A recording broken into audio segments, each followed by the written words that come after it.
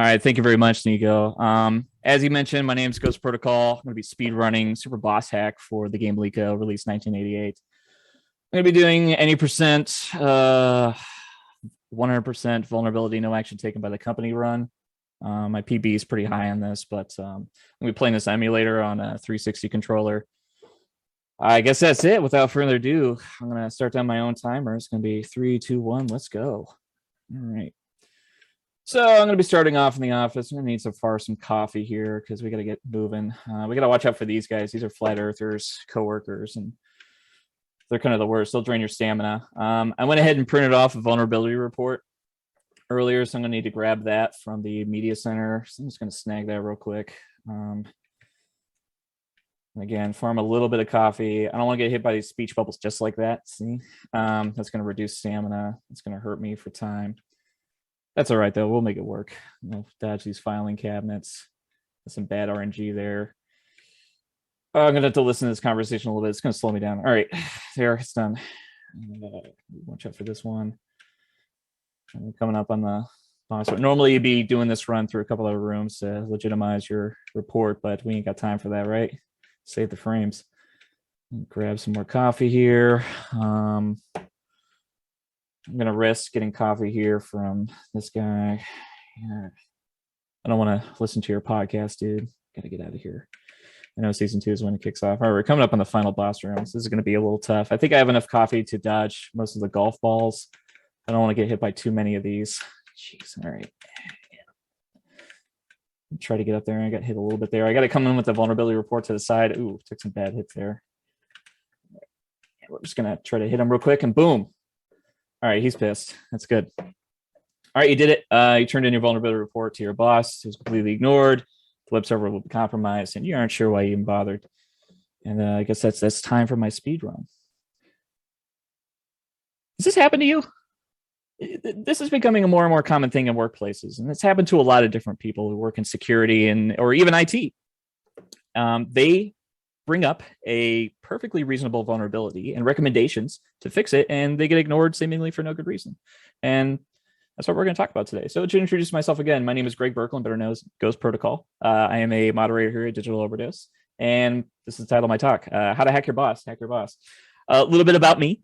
I hold 2 certifications, CompTIA Network Plus, Security Plus. I'm a few weeks away from finishing my master's in cybersecurity, which I'll be happy to be done with. I also have an undergraduate in criminal justice administration, where I learned to interview and interrogate people as part of coursework. So I have a unique background. And as mentioned earlier, I'm a moderator here at Digital Overdose. So what is this talk about? This talk is about what you're going to run into in the workplace. And more you're going to run into times where you're going to want to mitigate some sort of risk, some sort of vulnerability, either as in a SOC role or whatever the case may be. And trying to bring that up to leadership who's going to make the final decision to expend resource on it and convince them to do so. Now, who is this talk for? Well, this talk is for anyone who is in a information security department and as an analyst, maybe in a SOC, maybe they're just the sole person in charge of security. Maybe, they're upper management themselves.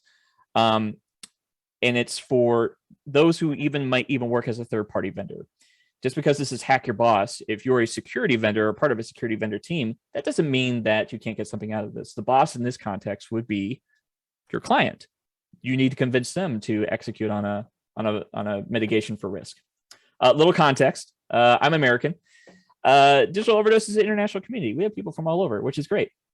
But some of the things I might mention in this talk are kind of based on an American organization, an American corporation. So there's going to be some cultural norms that are a little bit different. Like if I say how to approach somebody, it may not work in your culture, but that doesn't mean you can't get something out of this talk.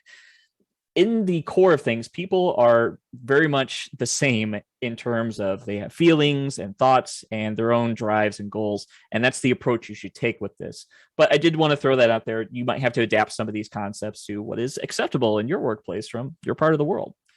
So what problem are we trying to solve here? Here's the scenario. Your role, someone is finding problems within an organization from a security standpoint. Maybe it's hardware, maybe it's software that's out of date, needs to be patched, new vulnerability comes out. Hey, it's Log4j again. You bring this information to your manager, your leadership, and they just dismiss you. You're ignored. How does that make you feel? It might make you feel like you're not listened to or taken seriously, that you wasted your time. It might make you feel as if leadership of the decision makers have no idea what they're doing, that they don't care. But at the end of the day, you try to find some comfort somewhere. Maybe you find comfort in the fact that knowing that you're right. You're right about this. Or maybe further still, I'm right. And this is going to blow up in their face. And oh man, you're going to watch it burn and you're going to be the one who told them so. But I mean, this isn't really why you took that job, right?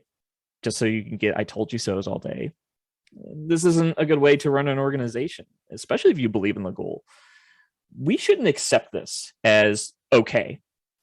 And we shouldn't rest our laurels on it either. Even if we feel it isn't our fault, or even if we feel it's not a responsibility, we told them what to do and they didn't do it. When we are ignored as security personnel or technical personnel of any sort, is it our fault or is it their fault? Well, let's take the problem apart a little bit. First, a little bit of history. Let's go all the way back to the 90s. When organizations started having a problem with their, when organizations first started putting together IT departments, and not security departments, mind you, there wasn't really a cybersecurity department at that point. They did so because technology was so bewildering to them. You're bringing in PCs into the workplace and now they're networked together and they need to print stuff off. It's all very complicated. They had no idea how the internet worked, how to install software, how to let alone install an operating system. So they formed IT departments, and these IT members were wizards. They were finally getting recognition for their passion for tech when they were probably shunned for a long time for not pursuing something more mainstream. You gotta keep in mind, or you have to know that tech was a niche hobby back in the 80s. It wasn't mainstream. It was all about fast money and sales and cars, and the salesmen were the workhorses of an organization. That's how you got things done. But now, for businesses to move faster and the internet's emergence, tech geeks became all powerful, all knowing. And that meant they were complete subject matter experts. They could ask for anything in order to keep machines running, and large organizations who could afford it would just simply grant it to them. Here you go. What we need? You need a new laptop? I guess so.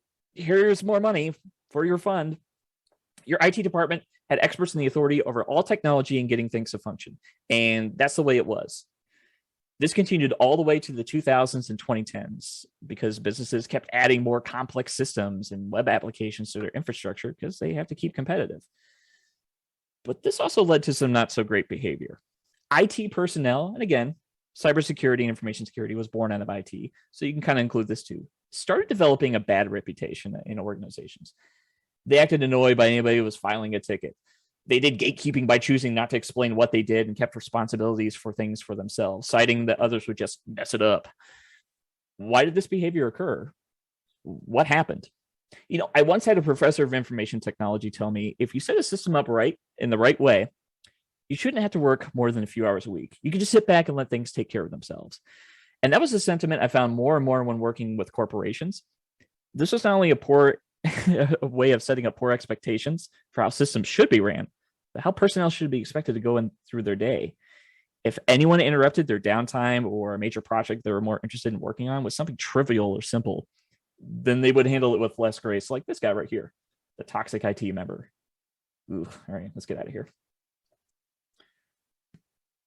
So this continued on all the way into the 2010s, and that's when things kind of started to change. We started having this paradigm shift.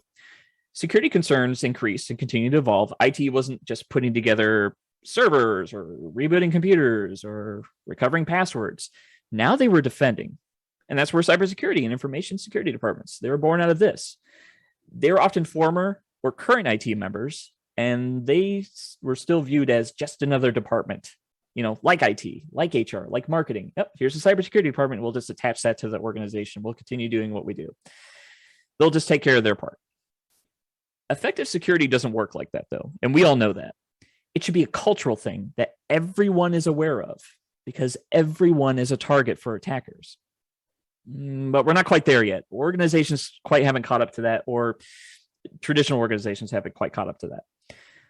Now we have essentially an IT department and an information security department, and more these requests get sent to leadership, and they're told, no, just no. It's because leadership and management has gotten tech savvier and they've been burned in the past. I've seen a technology department holding $7,000 software license that they had petitioned for, but they never deployed it because they, quote, didn't have the resources for it. Which what that means was that they just didn't follow up with it. They needed a few more people and they just didn't ask.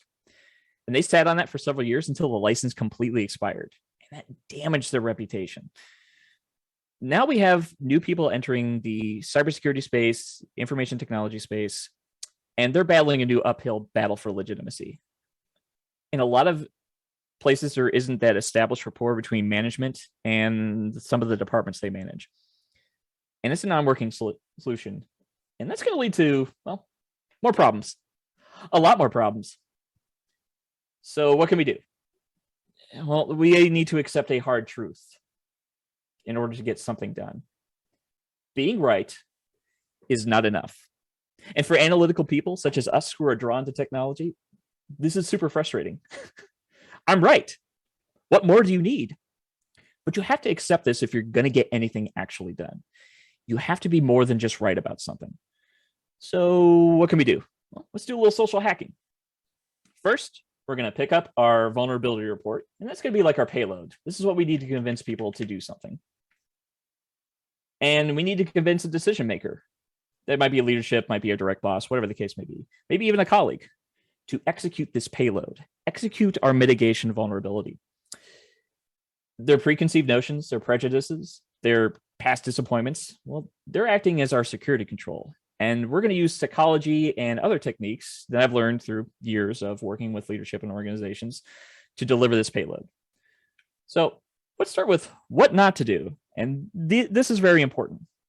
First, gaslighting. This is not a penetration testing engagement where any of the tools or the trade are fair game, as long as they're disclosed in the rules of engagement. This is your workplace. You have to work with these people, and doing things like convincing others that something isn't true to meet your own ends is straight up immoral. Eventually, people are going to figure out what you're doing anyways, and then they're not going to listen to you. To further drive this point home, don't lie. You're going to have to answer some hard questions sometimes that will actually hurt your argument to get something done. However, lies have a high probability of coming back to burn you. And the cost is damaging your reputation. And a lot of times that can't be repaired. So now that we have that out of the way, what is the approach? Well, just like any other hacking engagement, we're going to do a little recon and scanning. You need to ask yourself some questions about the person you're trying to convince to do something, be it your manager or another team member. How well do you know them? How well do you know their boss? What does their role entail? What's the structure of your organization, different roles and responsibility? Who's handling what? When's the last time you had a conversation about what their day-to-day was like? Almost everyone in a workplace has their own goals. They have their own obligations that they have to complete and execute. So you need to find those out and see what drives them. Next, we need gaining access. Now, this stage probably requires the most amount of prep. You need to be able to understand the person you are trying to get to make changes.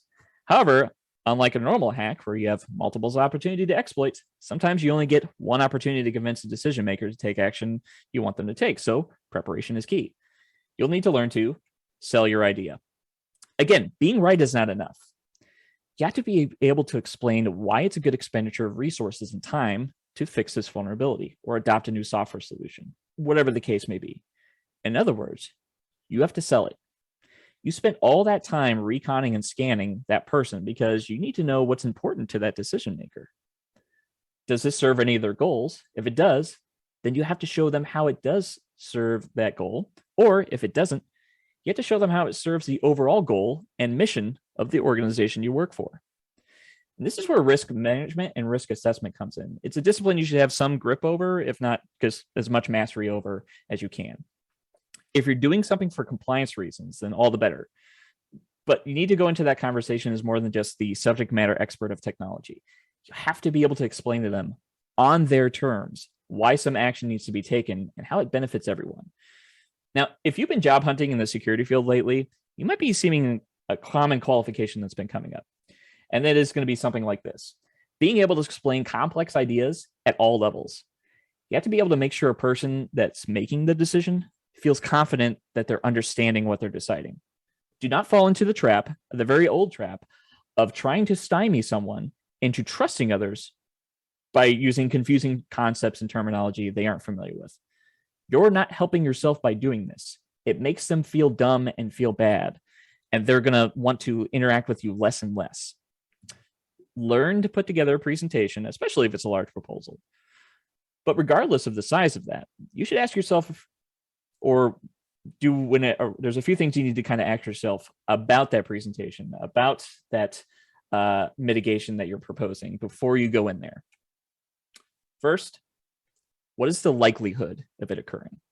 Now, this isn't an easy question to answer in a lot of cases, especially if it's a new 0-day that's come out. But there's some things you can take into consideration.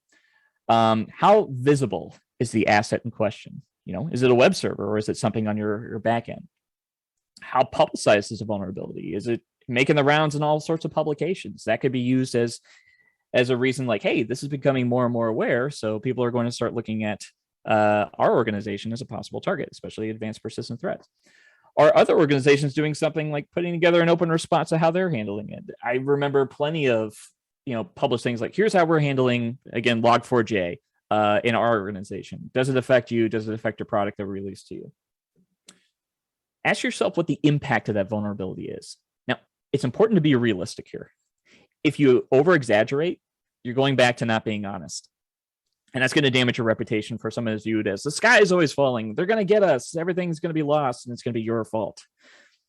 You also just need to think about impact on the other end of the spectrum. What sort of impact is your solution going to have? Could it cause some downtime? Could it break some things that are functioning currently? What would that look like? What's this going to cost? If you're proposing a solution, you need to have a realistic idea of what it's going to cost. Take some time to think about it.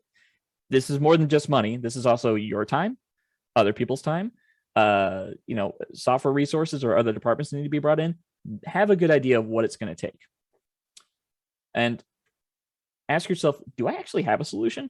Now, this is a surprising miss for a lot of people. Don't get caught off guard with out some sort of solution in mind when you go to speak with somebody. If you're the security professional, you're the subject matter expert, you're in charge of coming up with a solution most of the time. If you aren't sure what to do, or it's time sensitive and you're just disclosing the vulnerability for the sake of awareness, then come up with a plan to find a solution. And that's what you're going to go into that meeting with.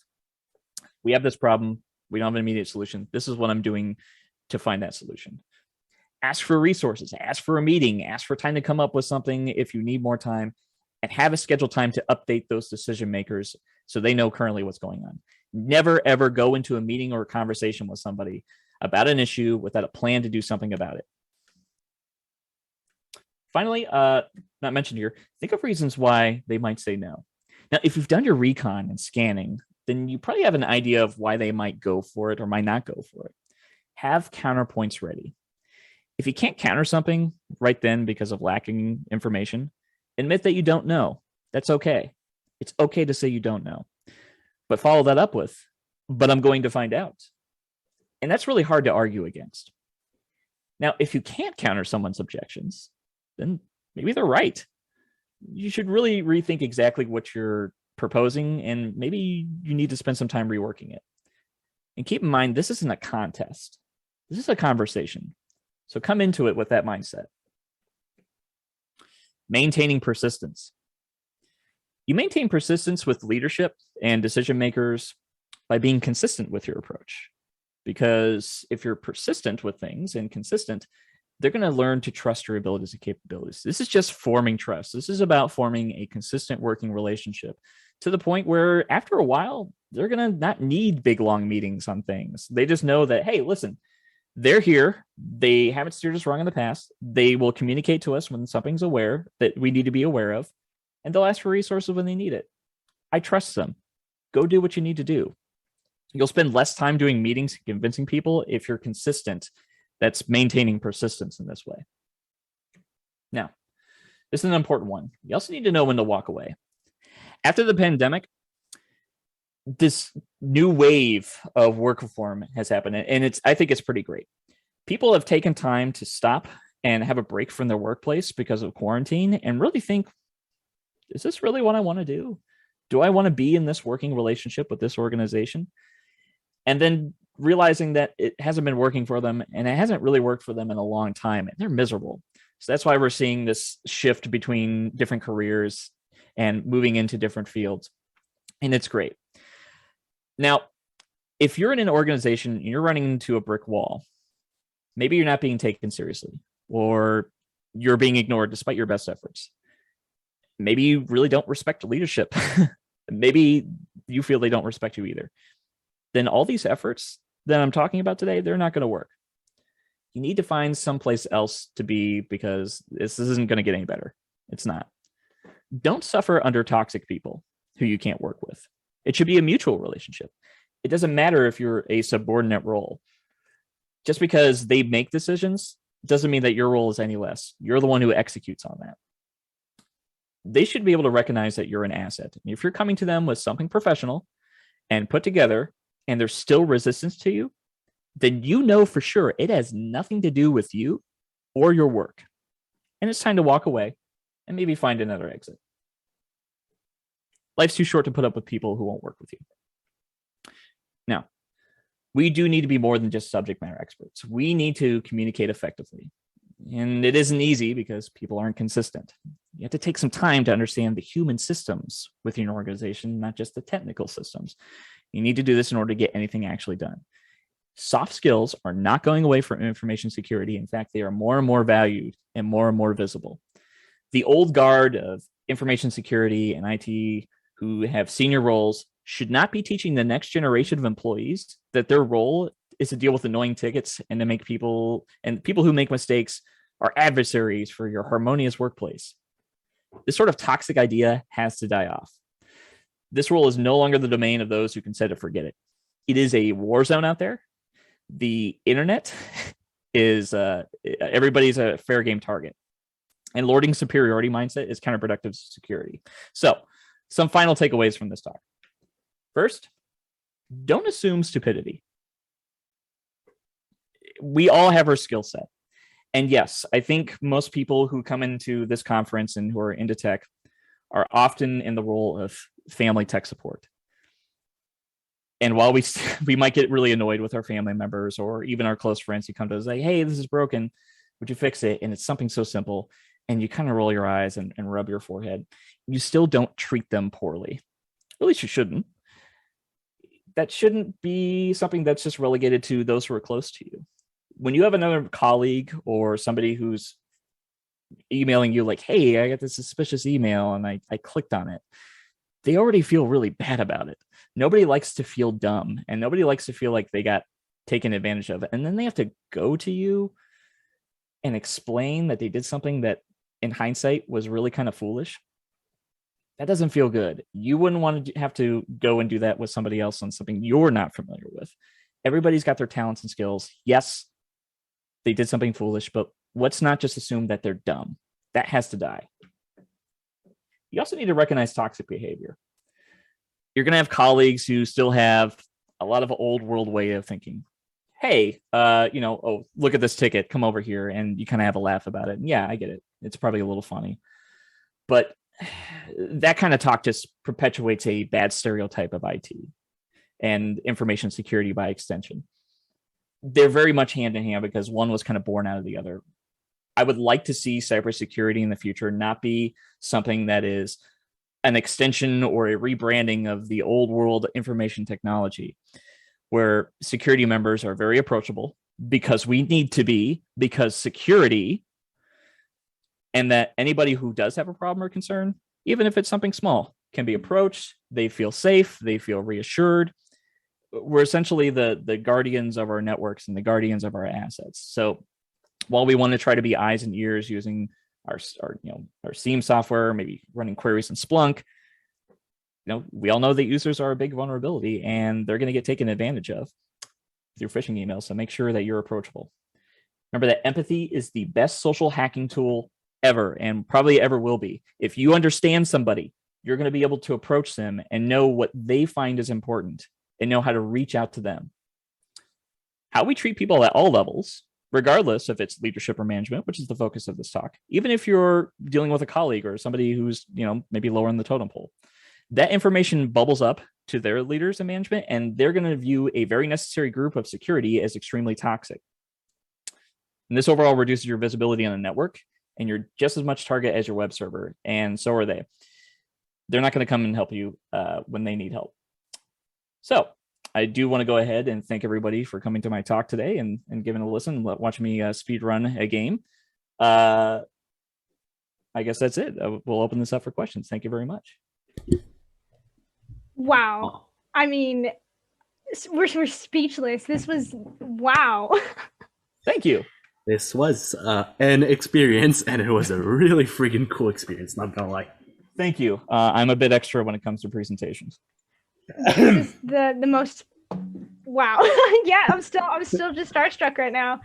You definitely have some questions. My question is, will this game be downloadable to play? I'm still back and forth on that, so we're gonna go with maybe. It's not a definite no.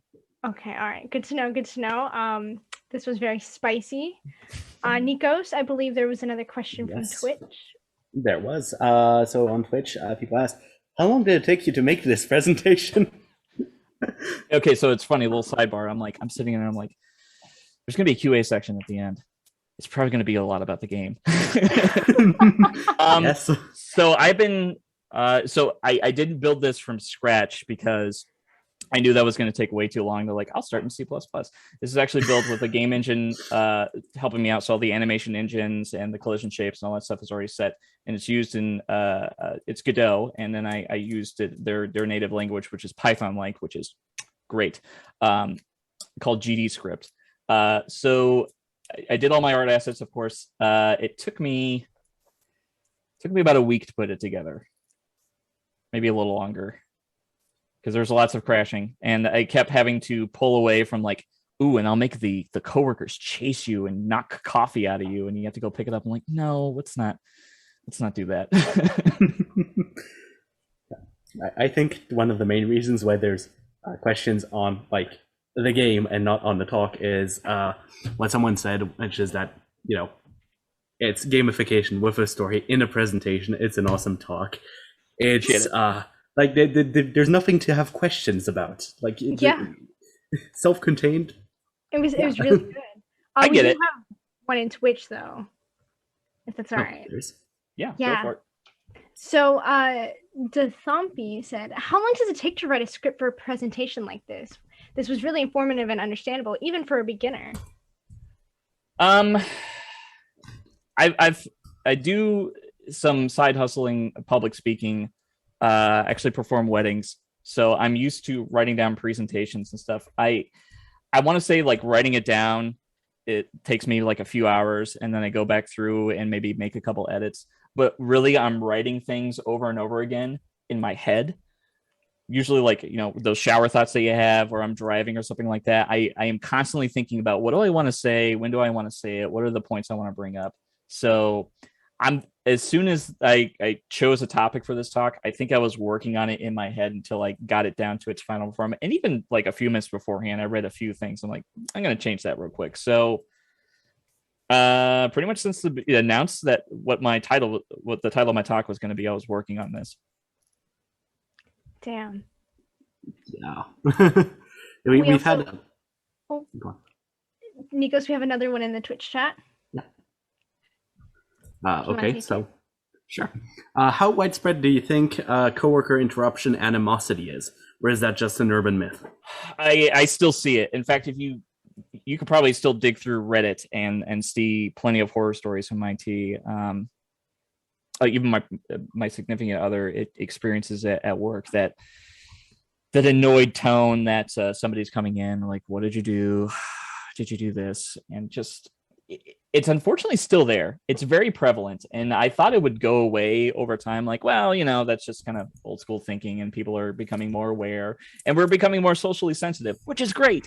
We're using empathy, we're realizing toxicity, and trying to get through that. But it is still pretty big out there, and we still have to work on our soft skills at all levels, either dealing with small things or doing a big presentation.